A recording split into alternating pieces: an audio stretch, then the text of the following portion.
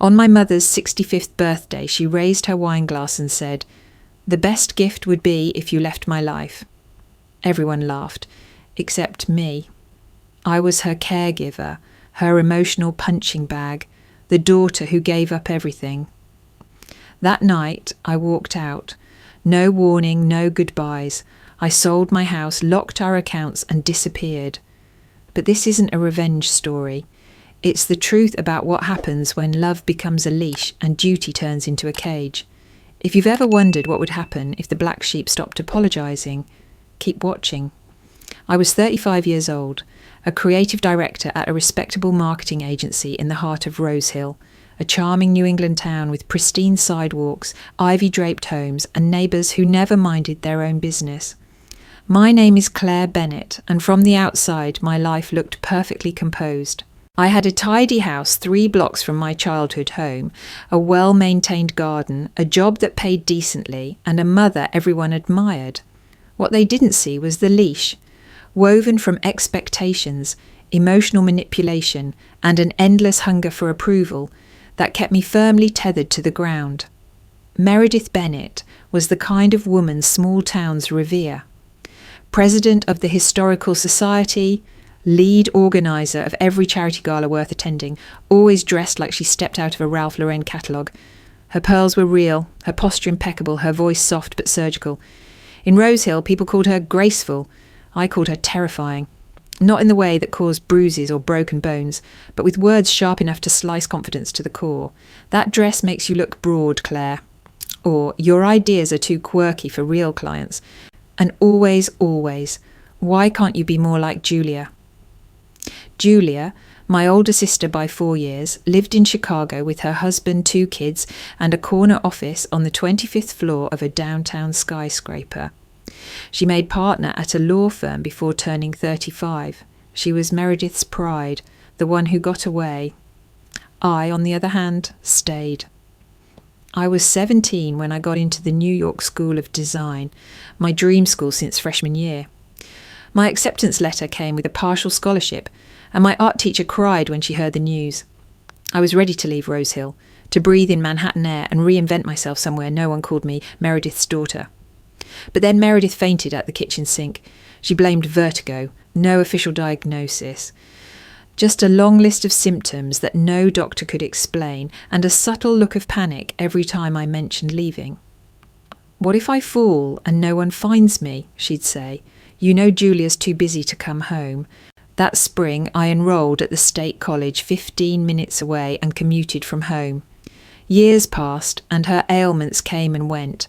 Low blood pressure, migraines, heart palpitations, all manageable, all mysteriously intensified during milestones in my life.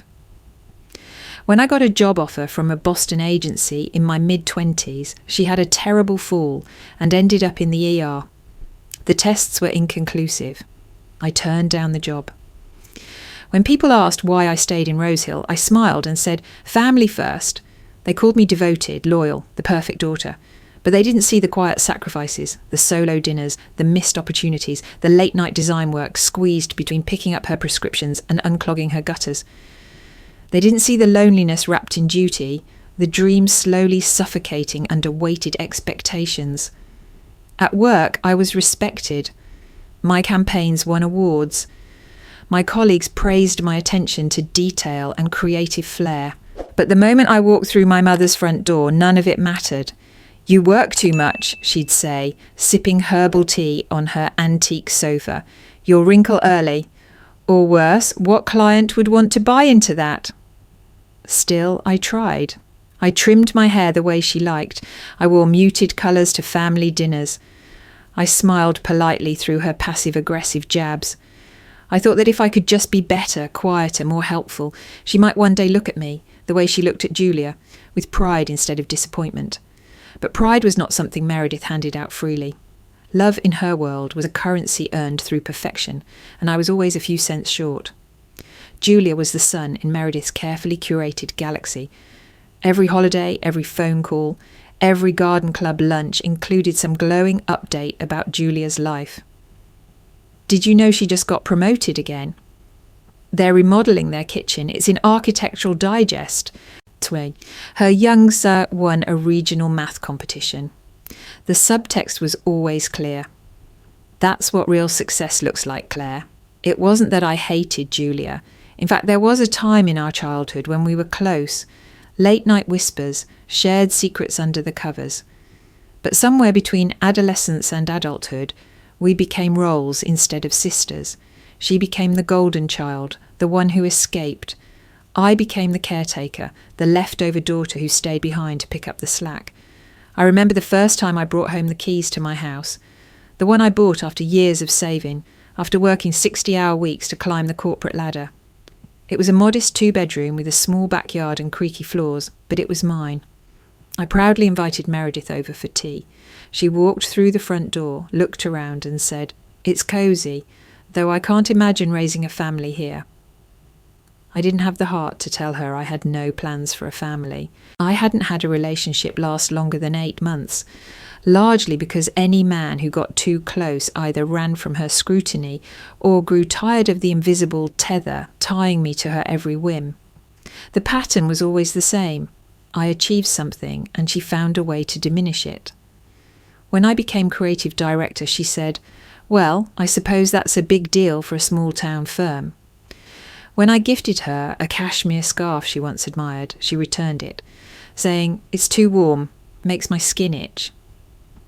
When I surprised her with tickets to a symphony she claimed to love, she said, "At my age, who has time for that kind of noise?" But the worst cut came in passing over dinner, when she offhandedly commented, "You're looking a bit thick around the waist lately, Claire. Have you considered cutting carbs?" I was 5, 6 inches and weighed 120 pounds. It wasn't about health, it was about control, always control. The more I tried to win her approval, the more she moved the goalposts. She treated affection like a trophy I hadn't earned, no matter how hard I tried. Then last year, she made a request that caught me off guard. "Claire," she said, stirring her tea like she always did, 3 clockwise swirls, 1 counterclockwise. "Have you ever considered putting your house under my name? Just for ease of paperwork, should something happen. We're family, after all." I blinked. Why would I do that? Well, think about it. I'm on a fixed income. If you ever had financial trouble, my name could help with refinancing. Plus, it's not like you're going anywhere. The smile she gave me was thin and practiced. I laughed, but it came out hollow. "No, Mum, that's not happening." Her smile vanished, replaced with a look I'd seen 100 times, the quiet fury that followed any form of disobedience. "Suit yourself," she said. "I just thought it might finally make things easier for both of us." But it wouldn't have. It would have made things easier for her. Another chain around my ankle. I left that dinner with the distinct feeling that something had shifted. I hadn't just refused a favour, I had denied her a piece of ownership over my life. And Meredith Bennett did not take rejection well. That was the moment I realised, no matter how much I gave, it would never be enough. Because she didn't want my love. She wanted my submission. I had spent weeks planning my mother's 65th birthday. Not because she asked for it, Meredith rarely made requests, but because I hoped that, for once, she might look at me with something resembling pride. It was a milestone year, after all. If there was ever a time to get it right, it was now. The venue was Bellamy's, the most upscale restaurant in Rose Hill. Private dining room, custom floral arrangements, a curated menu with every one of her dietary restrictions noted in bold. I met with the event manager 3 times to make sure the tablecloths were the right ivory, not too yellow, not too white. I selected white lilies and blue hydrangeas. Her favourites, even though I personally found the scent overpowering. But it wasn't about me. It never was. The guest list was intimate. 12 of her closest friends from the Historical Society and Garden Club. These were women who wore brooches the size of medals and exchanged gossip like currency. They adored Meredith, worshipped her poise, her grace, her carefully curated life. I wanted them to see that her daughter could deliver something just as polished. The gift took the longest to decide. Months earlier, I'd seen her pause at an antique shop window, admiring a 1920s sapphire and diamond brooch, almost identical to one her mother had owned before losing it in a move. She hadn't said a word, just stared at it for a beat too long, before continuing down the sidewalk. I remembered. I always remembered. I dipped into my savings, the fund I'd been building for a design course in New York, and bought it. On the day of the dinner, I arrived early to oversee the setup.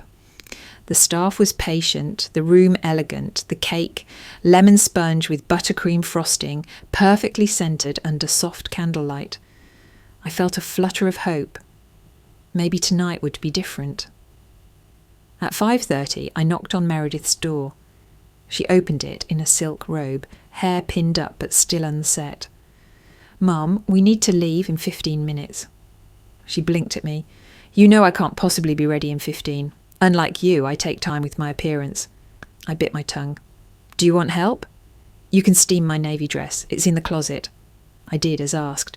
By the time she was dressed and had adjusted her necklace 4 times, we were 45 minutes late. Julia had texted to say she and Thomas were already at the restaurant. We arrived just before 7. The guests were sipping wine at the bar. Meredith swept in as though nothing had happened. "Traffic," she announced breezily, despite the clear roads. Julia hugged her. "We thought maybe you forgot your own birthday." Meredith laughed, a genuine sparkling sound I rarely heard directed at me. "Oh no, that would be Claire's mistake, wouldn't it?" she said, and everyone chuckled. I swallowed the comment and led them to the private room. The lighting was warm, the table stunning. Everyone took their seats. Compliments floated around the room. "So elegant." "This is exquisite." "Claire, you really outdid yourself." Meredith took her seat, glanced at the flowers and said, "Lilies, really. You know the scent's overwhelming in enclosed spaces." The room fell quiet for a beat. "And your dress, Claire," she added, eyeing me. "That shade of green washes you out. Did no one at the boutique mention that?" A polite laugh or two. I forced a smile, cheeks burning. I wanted to disappear under the tablecloth. Julia didn't say anything, just kept sipping her wine. The appetizers arrived. Small talk resumed. I sat silently, folding my napkin into tiny triangles, while reminding myself that this night wasn't about me. It never was. But a part of me, the smallest, most foolish part, had hoped that maybe, just maybe, she'd say thank you. Dinner moved along in polite rhythms. Champagne toasts, clinking forks, carefully measured compliments. Julia talked about her firm's expansion. Thomas chimed in with updates on their new vacation home. Meredith beamed, her posture regal, her attention fully devoted to their every word. I sat quietly, nodding when appropriate, taking mental snapshots of a night that was never really about me. Then came dessert. The waitstaff dimmed the lights and brought in the cake, tall, delicate, glowing with 65 flickering candles. Everyone applauded. Meredith smiled modestly, waved a manicured hand, and looked around the room like a queen surveying her court. "Speech!" someone called out. Probably Eleanor, her best friend from the garden club. Meredith stood and raised her wine glass. "Well," she began, "I'm not one for long speeches, but I do want to thank you all for being here. I feel incredibly blessed to have lived 65 vibrant years, surrounded by such wonderful friends and family." She turned to Julia and placed a hand on hers. "My daughter Julia is a shining light in my life, a brilliant woman, an incredible mother, a devoted wife. I'm so proud of everything you've accomplished." Julia blushed. "Thanks, Mum." Meredith turned her gaze to me. "And then there's Claire," she said, pausing, a beat too long. I smiled awkwardly. "Claire is always around, always helping, always present." A few polite chuckles rippled around the table. My stomach dropped. Meredith took a slow sip of wine, then continued. "At this stage in life, people often ask what we want, what would make us happiest. And honestly, I've given it a lot of thought.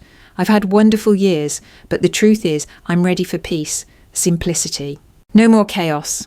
She smiled, but it didn't reach her eyes. "So if I could ask for one gift this year, just one wish, it would be this." The room leaned in. "I wish," she said, locking eyes with me, "that Claire would finally leave my life." Silence.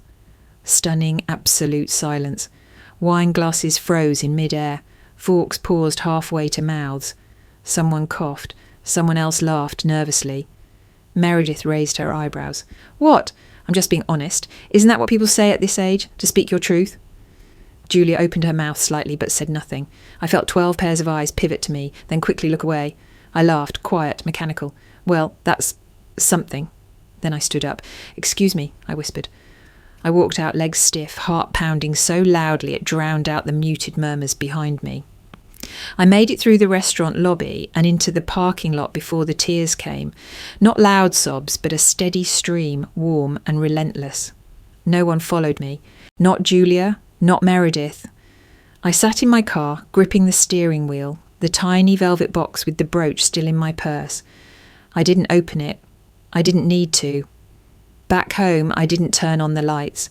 I walked into the kitchen and leaned on the counter, staring at nothing.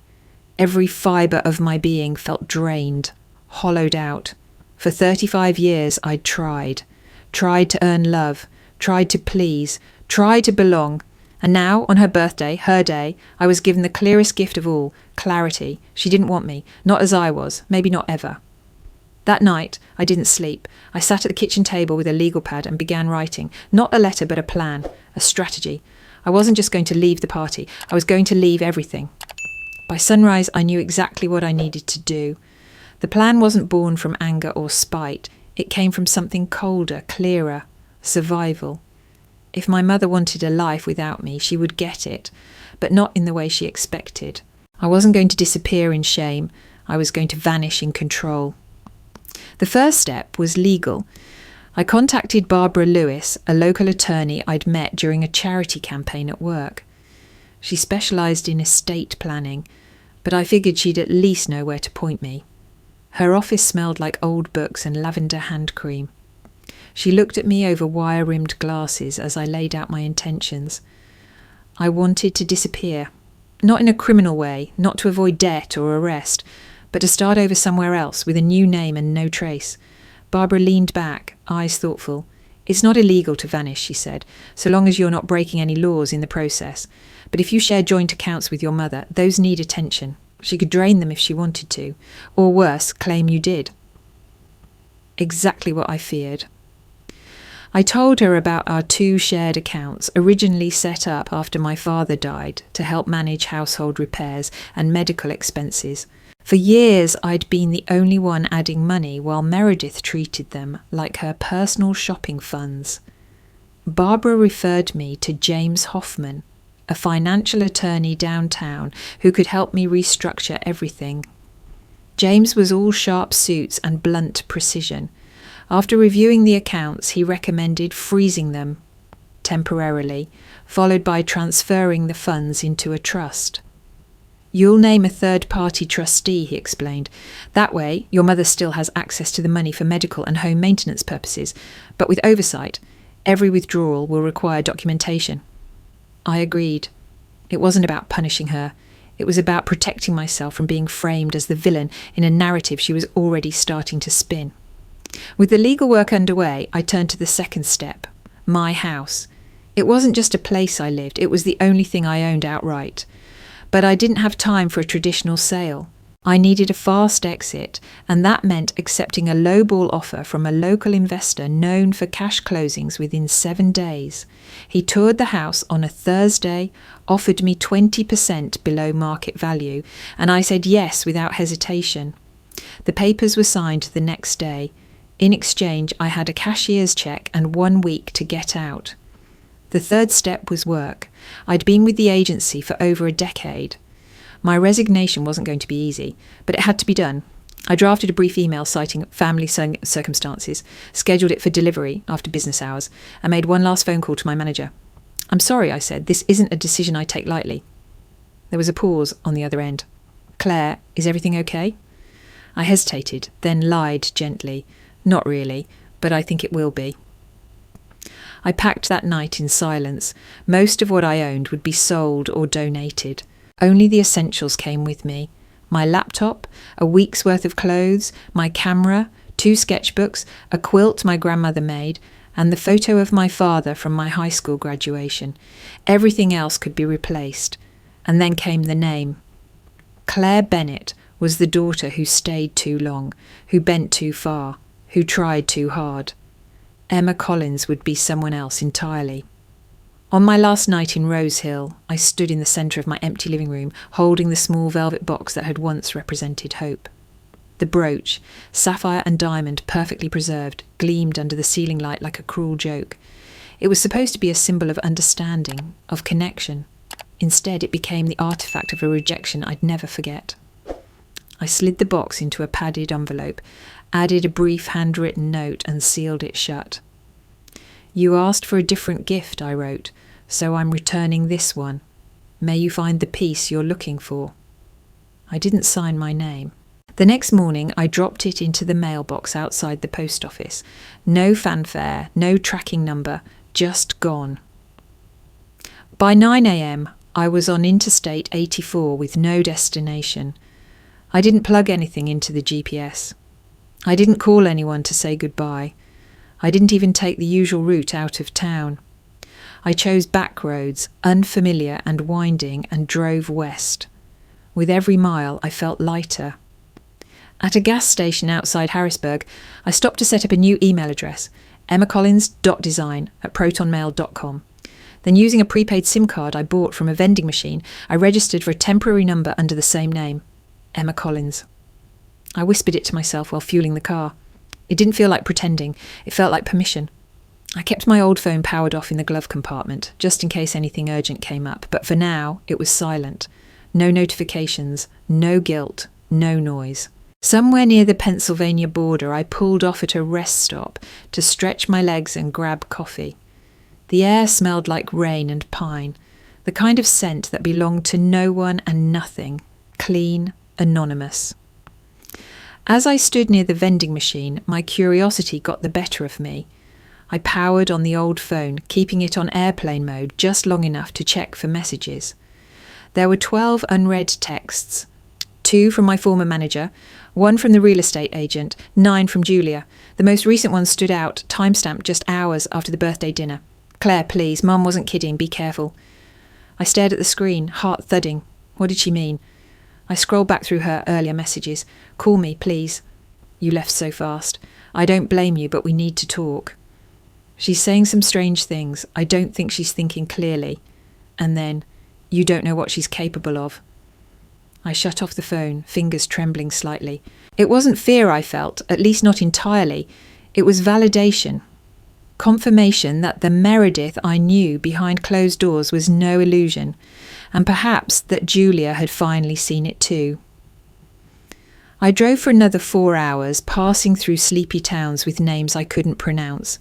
I wasn't searching for a place to land. Not yet. I was only moving forward. Momentum was enough for now. That night, I checked into a no-name motel with scratchy sheets and dim lights, the kind of place that didn't ask questions.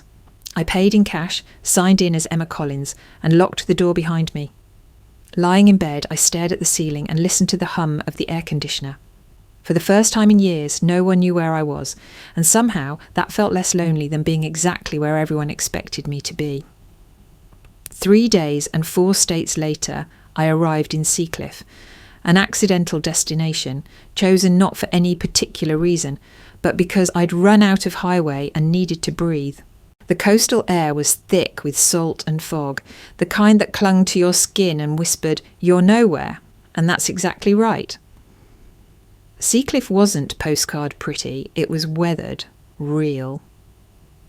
Fishing boats rocked lazily in the harbour, and storefronts bore chipped paint and hand-lettered signs. There was one grocery store, one gas station, and a cafe with a crooked sign that read Tidal Grounds. I pulled over on a whim, parked under a leaning pine, and walked into the cafe. The bell above the door chimed like something from a movie. Behind the counter stood a woman in her 50s, hair streaked with silver and pulled into a loose bun. She wore jeans, a sweatshirt that read, "Don't rush me," and the kind of expression that told you she'd seen more than she said. She glanced up. "You're not from around here." "Nope," I replied. "Good," she said, pouring coffee into a chipped mug. "We could use a few more people who aren't." I smiled. She pushed the mug towards me. "First one's on the house. Newcomer discount. I'm Diane." "Emma," I said without hesitation. "Emma Collins." It was the first time I'd introduced myself that way out loud. It felt strange, but not wrong. I sipped the coffee, strong, a little bitter, perfect. "You staying long?" Diane asked. "Not sure yet." She nodded like that was the best answer I could have given. There's a rental board down the street. Ask for Tom at Seacliff Realty. Tell him Diane sent you and that you're not afraid of uneven floors or drafty windows. A few hours later, I stood on the porch of a small weathered cottage 2 blocks from the shoreline. The paint was peeling, the steps creaked, and the front door stuck when you turned the knob, but the view from the back window opened straight to the sea. It was available month to month, furnished, no references required. I signed the lease the same day. The next morning, I set up my laptop on the small wooden table by the window and stared at the blinking cursor for 10 minutes before finally breathing out, "You made it." Then I got to work. I updated my freelance profiles, uploaded a few polished samples, and sent cold pitches to agencies across the country using my new name. I didn't need much, just enough to get by while I figured out what came next. By the end of the week, I'd landed a small contract designing a brochure for a yoga retreat in Arizona. It paid modestly, but it was something. I submitted the draft 2 days ahead of schedule. The client was thrilled. For the first time in months, I felt useful, for reasons that had nothing to do with being someone's daughter. Every morning, I walked to Tidal Grounds for coffee. Diane remembered my order by day 3. "You settling in okay?" she asked one morning as she handed me a steaming cup. "Yeah," I said, "still figuring things out, but it feels right here," she nodded. "Takes guts to start over. Trust me, I know." She didn't elaborate and I didn't press. But as I left, she called after me. "If you ever need someone to talk to about anything, I'm usually here, unless the espresso machine revolts."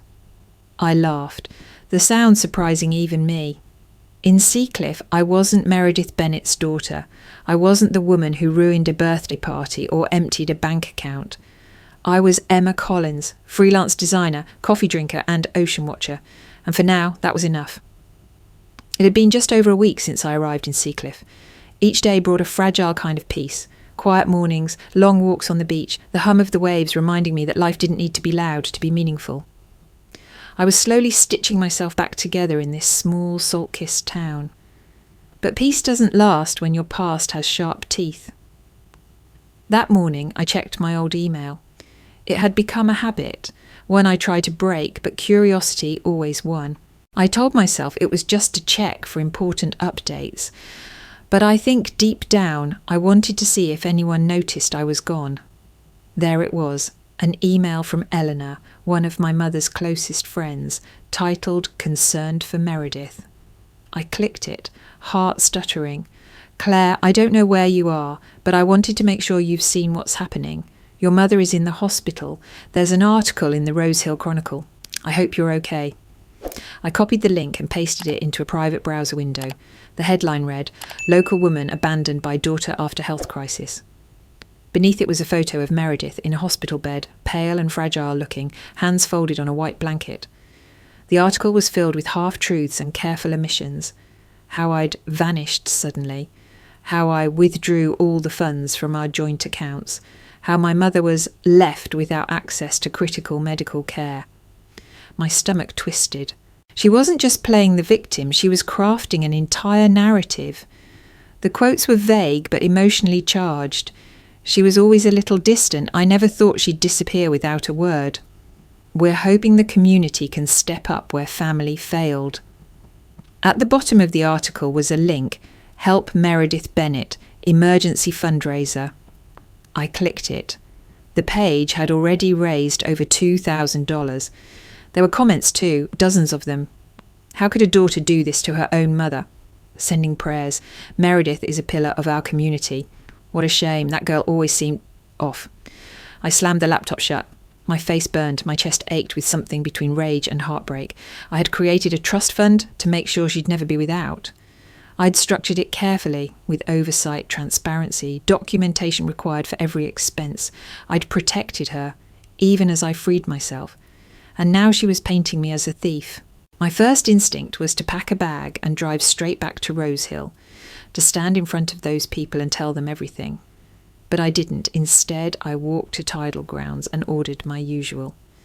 Diane took one look at me and said, "Rough morning." You could say that. She didn't ask for details, just slid a biscotti onto my plate. On the house. I took it, grateful, and returned to the cottage. Later that night, a new email arrived from a name I hadn't seen in years. Dr. Sarah Peterson, Meredith's primary care physician. Her message was brief. "Hi Claire, I can't share much due to privacy laws, but I wanted you to know your mother had a panic attack. She's stable, not life-threatening. I know there are two sides to every story. Take care of yourself." I stared at the screen, heart pounding with relief and fury. It wasn't a heart attack, not even close. She had used a panic attack as a weapon, as leverage, as fuel for a story where she was the fragile victim and I was the callous villain. I closed the laptop slowly, inhaling deeply. I wasn't going back. Let the town whisper. Let the fundraiser grow. The truth was still mine, and it was strong enough to carry me forward. The next morning, I sat at the small wooden table in the cottage, surrounded by papers, screenshots, printed emails, and legal documents. My coffee had gone cold. My eyes burned from too little sleep, but I wasn't moving until everything was documented. If my mother wanted a narrative war, I'd respond not with fury, but with facts. I emailed James Hoffman, my financial attorney, and asked him to prepare a formal response to the media coverage. Attached were PDFs of the trust structure, my financial contributions to the shared accounts over the years, and the timeline showing every step taken before I left. Every transaction was above board. Every move had been legally sound, traceable, and ethical. But this wasn't just about clearing my name legally. This was about telling the truth to someone who mattered, Julia. I hadn't responded to her messages since the birthday dinner. Not because I hated her, but because I didn't trust her. My sister had always chosen silence over confrontation, comfort over conflict. She'd been a spectator to Meredith's cruelty for years, benefiting from the warmth while I took the cold. But something in her last message, "You don't know what she's capable of," lingered with me. Maybe finally she was ready to see what I had lived. So I wrote her a letter, 27 pages, hand-typed, single-spaced. I started from the beginning, the small things, like Meredith criticising my drawings when I was 6, or hiding my Father's Day card because it wasn't polished. I described the way she compared me to Julia over breakfast, at holidays, after every school performance, how she used guilt like a leash, how she'd faked illnesses every time I made plans to leave, how she mocked my career, my body, my choices, and told me, sometimes with a smile, sometimes with silence, that I'd never be enough. I included copies of the birthday dinner bill, the brooch receipt, the confirmation emails with the restaurant about her dietary restrictions. I attached screenshots of texts where she'd asked me to give her power of attorney just in case. I added photos of the trust paperwork, proof of my resignation, and a snapshot of the empty living room after I'd packed. It wasn't emotional, it was clinical, meticulous. But the pain bled through anyway. Every page was a quiet scream, a record of decades spent begging for basic affection. When I finished, I sat back and exhaled so hard I startled myself. My hands trembled, not with fear, but with release. I scanned the letter, saved it as a PDF, and emailed it to James with instructions. Forward this to Julia. Let her see it all. Let her finally understand. I didn't expect a reply, but it came less than 24 hours later. The subject line was one word, Claire.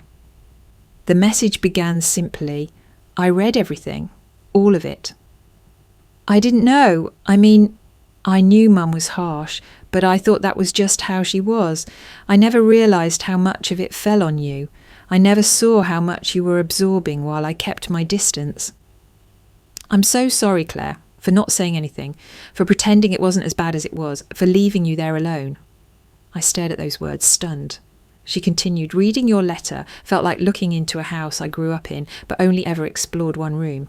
I missed everything, and I benefited from that ignorance. You were the one she leaned on, dumped on, drained.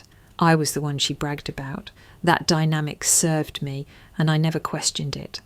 I should have. You didn't deserve any of it. Not the birthday dinner, not the fundraiser lies, not the years of being her emotional punching bag." And then came the line that gutted me. "You weren't the one who abandoned her. We all did. I just did it politely." I read that sentence over and over, my breath catching in my throat. For the first time in my life, Julia had said it, out loud, on record, the unspoken truth finally named. She ended with this: "I don't expect forgiveness, but I hope when you're ready we can rebuild something, just the two of us, away from all of this." I didn't respond right away. I closed the laptop and walked to the shoreline behind the cottage. The wind was sharp, the ocean loud, and for once I felt steady in the noise. It wasn't vindication I felt. It was relief. Someone finally saw me. Not as the dramatic daughter, not as the scapegoat, not as the one who always overreacted, but as a woman who had survived, and now I could finally begin to live. Within days of receiving my letter, Julia acted. She contacted the Rose Hill Chronicle, the same local paper that had published the initial smear article, and gave them a new statement, one backed by documentation, screenshots and bank statements. She provided a timeline of financial transfers, a summary of the trust structure, and even excerpts from the 27-page letter I'd sent her. She demanded that the newspaper correct the story, and they did. Not a full retraction, of course. Small-town pride doesn't allow for that. But a new article appeared 3 days later titled "Questions Raised About Meredith Bennett's Fundraiser." It was measured, cautious, and included phrases like misunderstanding and legal review. But the subtext was clear. Something about Meredith's version didn't add up. The GoFundMe page was quietly taken down. Comments disappeared. Donations halted. And in its place, a conversation began. Not public and loud, but whispered in grocery store aisles and post office lines. People who had known Meredith for decades began to reevaluate. Some held firm. "She's always been lovely to me," but others started to say things like, "Well, I guess she was a little hard on Claire," or, "I never saw Julia around much growing up." The narrative shifted. It didn't flip completely. I wasn't suddenly a hero, but I was no longer the villain. The community, for the first time, saw that there might be more than one side to the story. Then came the letter. It arrived in my mailbox in Seacliff, hand-addressed in Meredith's cursive. I held it for hours before opening it. Inside were 2 pages, written in blue ink on thick stationery. The first half was almost sincere. She said she missed me, that she had been doing some thinking and perhaps didn't handle things in the best way. But then, as always, the twist. "If you felt hurt by what I said at my birthday, I'm sorry you interpreted it that way. If you thought I favoured Julia, that was never my intention. You always had such a strong personality, I assumed you didn't need the same kind of attention." It was classic Meredith, non-apologies disguised as introspection, carefully framed to suggest I had misunderstood her rather than that she had mistreated me. I didn't cry, I didn't rage, I didn't even respond. Instead, I folded the letter neatly and placed it in a drawer with all the others. Not as a keepsake, but as evidence, a record, a reminder of the old patterns I was finally breaking free from. That afternoon, I walked to a therapist's office on the edge of Seacliff's main street. Her name was Dr. Morgan, late 40s, warm eyes, and an office filled with plants and soft light. I told her everything. Not in one sitting, it took weeks. But one session, near the end of our first month, I finally said the thing I had never allowed myself to believe. "I'm not a bad person for walking away." Dr. Morgan didn't flinch. She nodded, like she'd been waiting for me to get there. I sat with the words. Not a bad person, not selfish, not cruel. Just someone who had been hurt too many times, for too long, by the person who should have protected her most. And instead of staying and breaking further, I had chosen to save myself. It wasn't abandonment. It was survival. Healing didn't happen all at once. It came in soft waves, quiet mornings, and in the voices of women who carried stories like mine. Different shapes, different wounds, but the same ache at the centre. At Diane's suggestion, I joined a local hiking group that met every Saturday morning near the Seacliff Lighthouse.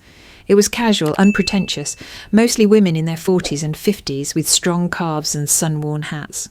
No one asked too many questions, and no one cared what you did for a living. We climbed coastal trails in silence sometimes, in laughter others.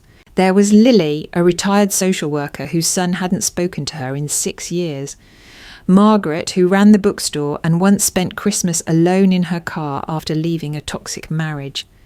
Sophia, an artist who never talked about her mother but flinched whenever someone mentioned birthdays. And then there was Diane, steady and grounded, the quiet compass that drew us all together. I hadn't realised how much I craved community until I found one that didn't demand I shrink myself to belong. We didn't swap sob stories in a circle, but over time truths came out, in bits and pieces between switchbacks and thermoses of tea. They told me their pasts not as performances but as permission to be broken, to rebuild, to rest. One Saturday, as we rested on a bluff overlooking the ocean, Diane sat beside me and handed me a peanut butter granola bar. "You don't have to tell us," she said gently, "but we all know you're running from something." I laughed. "I guess I'm not as subtle as I thought." She shrugged. "Subtlety's overrated."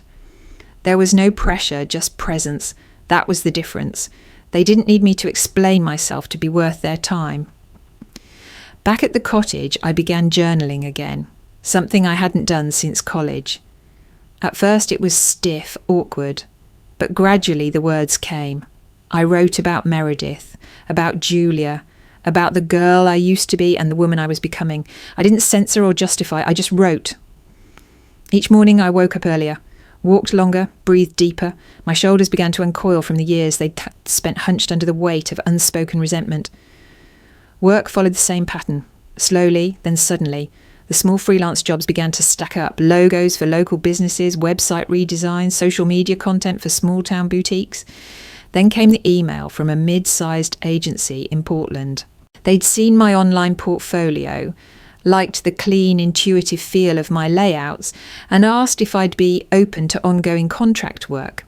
I nearly cried, not because it was a dream job, but because it meant that Emma Collins could exist fully and professionally, without Meredith Bennett's name hovering over every achievement like a shadow. I accepted the contract, set up a dedicated workspace in the corner of the cottage, and watched as invoices became paychecks and paychecks became stability. One afternoon, while organising client files, I paused and looked around.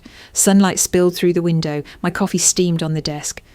A gull cried in the distance. My phone was quiet, not because no one cared, but because I finally wasn't tethered to anyone's expectations. For the first time in years, my life felt like it belonged to me. And the best part? No one had demanded I earn it. It was early October when Julia emailed me with a subject line that simply read, "Would it be okay?" I hesitated before opening it, heart tapping against my ribs. The message itself was short, 3 paragraphs at most, but heavy with something I hadn't seen from her before. Humility. She wanted to visit, not to fix anything, not to bring messages from Meredith, just to see me. She said she missed me, not as the sister who always stayed, but as Claire, the Claire she had failed to protect, the Claire she wanted to know better. "Only if you're ready," she wrote, "and only if it's what you want, not what anyone else expects." I stared at the screen for a long time, fingers hovering over the keyboard. The idea of seeing her again, face to face, sent a swirl of emotion through me. Hope, fear, nostalgia, caution. We had shared a childhood, but not really a sisterhood. That had been fractured long before I realised it. Still, this wasn't the Julia who watched in silence anymore. This was someone who had read the fine print of our lives and wanted to start over. I replied later that night.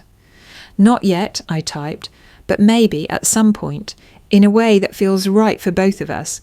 I'm not saying no, I'm saying not now." She responded with no pressure, just gratitude, and a sentence that stayed with me: "Thank you for not slamming the door." Meanwhile, back in Rose Hill, change was beginning to take root in the unlikeliest of places. James, my attorney, called with an update on the trust. Meredith had finally agreed to the therapy requirement.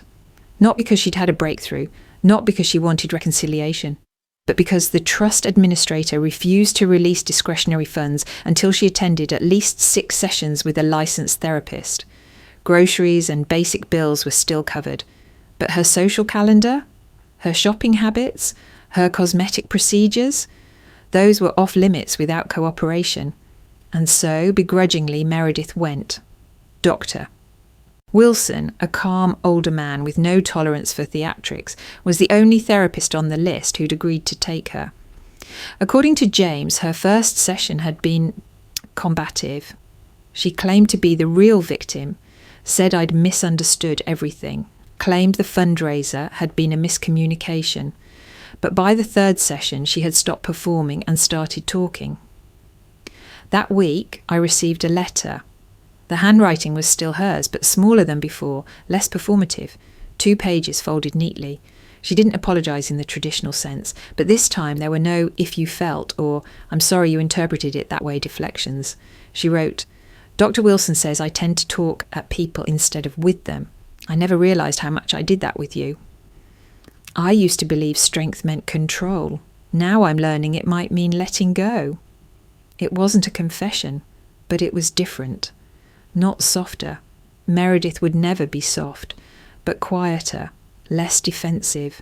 Still, I didn't respond, not out of spite, not anymore, but because I needed space to see if this new version of her would hold, or if it was just another mask. The difference now was that I didn't need anything from her, and that shift changed everything. I brought the letter to my next session with Dr. Morgan. She read it carefully and asked, "How does this make you feel?" I didn't hesitate. "I'm not angry." It surprised even me. "I don't trust it, not fully, but I'm not angry." We sat in silence for a moment. Then I added, "It's strange. I spent most of my life boiling inside, resentful, small, suffocated. And now I'm just clear, like I can see everything as it is, not as I wish it was." Dr. Morgan smiled. "That's not strange at all. That's what healing looks like." Back in Seacliff, the leaves began to turn, the air grew crisp, and with each passing day I found myself thinking less about Meredith and more about Emma Collins, about who I was becoming, not just what I'd survived. The pain didn't vanish, the memories didn't dissolve, but they lost their power. I kept the letter, not as a sign of forgiveness, not yet, but as proof that even the deepest patterns can bend, if not break, and more importantly, that I didn't have to carry them alone anymore. A year had passed since the night I slipped out of Rosehill, silent and unseen. 12 months, nearly to the day, since I dropped the envelope containing the brooch and that final note into the mailbox and drove west without looking back. Seacliff had once been a temporary refuge, an anonymous harbour in the storm, but over time it had become something more solid, more intimate. It became mine. The cottage, which I'd rented month to month, now bore my name on the deed. The deal closed on a windy Thursday morning in April. The real estate agent handed me the keys with a wide smile, not knowing they represented something far greater than property ownership. They symbolised arrival, not at a destination, but at a self I'd long abandoned. The house still had its quirks, uneven floors, a front door that stuck when it rained, windows that rattled in the wind.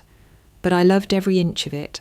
I repainted the living room walls a soft slate blue, replaced the broken screen on the porch, and planted lavender in the garden box beneath the kitchen window.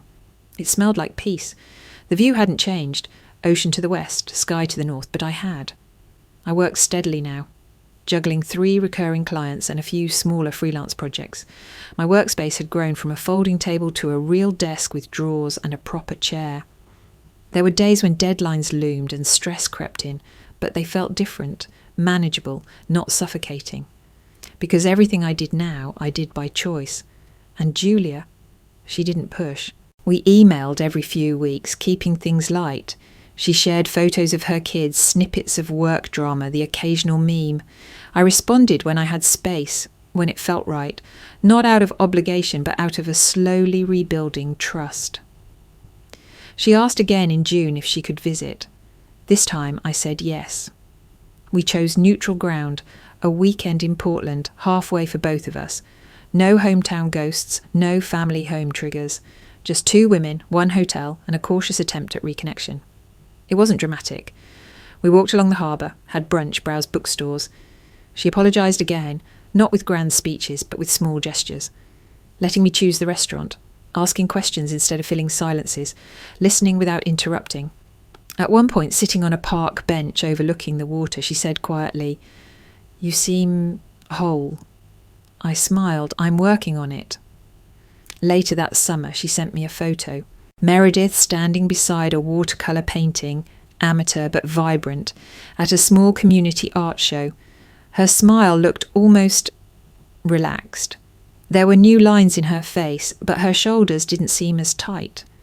Julia captioned it, "She's taking classes now, painting, book club, even yoga. It's not a miracle, but it's something." I didn't reply immediately, but I saved the photo, not as proof of redemption, but as a reminder that people can sometimes grow in the absence of control. Change had not come easily for my mother. According to Julia, therapy had continued beyond the required sessions. She still slipped into old habits, deflection, passive aggression, martyrdom, but less often, and sometimes she caught herself. I didn't romanticize it. I wasn't planning a reunion, but I no longer bristled at her name, no longer felt the sting of old wounds at the mention of her. The scar was there, but the skin had thickened around it. Dr. Morgan once told me, healing doesn't mean forgetting, it means remembering without reliving. That's where I was now. I remembered everything, and I was still okay. Some evenings I'd sit on the porch of my little cottage with a mug of chamomile tea, watching the waves roll in. The same ocean, the same rhythm, but it no longer felt like I was staring into an escape route. Now it felt like a home, a place I had chosen, a life I had built, a self I had finally returned to. The final letter from Meredith came in late autumn, just as the days began to shorten and the air in Seacliff turned crisp with sea wind and wood smoke. It was shorter than any she'd sent before, just one page, folded neatly inside a plain envelope. The handwriting was still steady, elegant, but this time there was no perfume on the paper, no flourishes or underlined words for emphasis. It began without preamble. "Claire, I've spent the past year trying to figure out what to say that wouldn't sound like performance. I've rewritten this letter a dozen times and each version tried to justify something. My choices, my tone, my past. This one won't." I sat down at my desk, letting the quiet of the cottage settle around me. "I was wrong," she wrote, "not because I raised my voice, not because I said harsh things, but because I convinced myself that I was always right and that you, by resisting me, were the problem." My hands trembled slightly as I turned the page. I said I wanted peace, but I think what I really wanted was control, wrapped in pieces clothing. And then the line that cracked something open in me. "I didn't act the way I did because I loved you so much. I acted the way I did because I needed you more than I was willing to admit. Needed you to stay, to orbit me, to be the version of daughter I could control. And when you stopped playing that part, I punished you for it. No excuses, just truth." I read the letter again, slowly this time, letting the words settle. It wasn't an apology for everything. It didn't erase the years. But it was the closest Meredith Bennett had ever come to stepping outside herself. At the end, she wrote, "I hope you are well. I don't need you to respond. I just needed to say it." I didn't write her back, but I did write a letter, one I had been avoiding for months, to myself. I lit a candle on the desk, poured a glass of wine, and opened a fresh notebook. No email, no keyboard, just pen to paper. "Dear Claire," I began, "thank you for choosing yourself. When the world, when your family, told you that your worth depended on your obedience, your availability, your silence, you chose otherwise. You chose to walk into uncertainty instead of staying in familiarity laced with pain. You grieved a mother you never truly had and learned to mother yourself in her place. You stopped performing, you started healing, and most of all, you stopped begging to be seen and began seeing yourself."